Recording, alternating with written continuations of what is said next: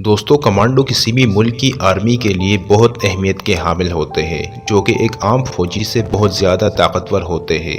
Commando وہ mission سر انجام دیتا ہے جو ایک عام فوجی نہیں کر سکتا، اور پاکستان میں کمانڈو فورس کا نام SSG یعنی اسپیشل سروسز گروپ رکھا گیا ہے۔ دوستو ایک کمانڈو کی ٹریننگ دنیا کی سب سے مشکل اور خطرناک ٹریننگ سمجھی جاتی ہے، جس کے لیے ہڈیوں کی مضبوطی کے ساتھ ساتھ اعصاب کا مضبوط ہونا بھی ضروری ہے۔ SSG کمانڈو کے لیے سب سے پہلے آپ کا فوجی ہونا ضروری ہوتا ہے، کیونکہ SSG آرمی سے ہی چنے جاتے ہیں، سول لوگوں سے نہیں۔ اگر آپ آرمی کے کسی بھی گروپ سے ہیں تو آپ SSG کے لیے اپلائی کر سکتے ہیں۔ اگر آپ کی سروس 5 سال ہو گئی ہے تو SSG کے رولز کے مطابق آپ اپنی مرضی سے SSG جوائن کر سکتے ہیں۔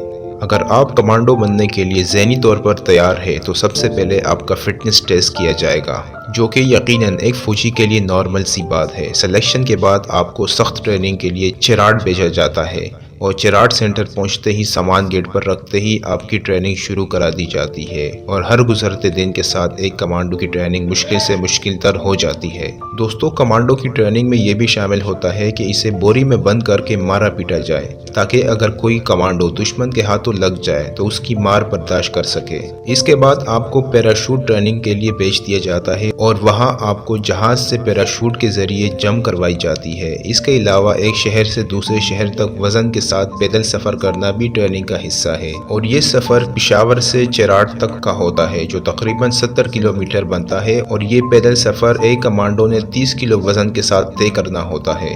اس کے علاوہ 36 میل کا سفر 12 گھنٹے میں طے کروایا جاتا ہے، اور آرمی رولز کے خلاف ورزی کرنے پر سفر بڑھا دیا جاتا ہے اور سزائیں بھی دی جاتی ہے۔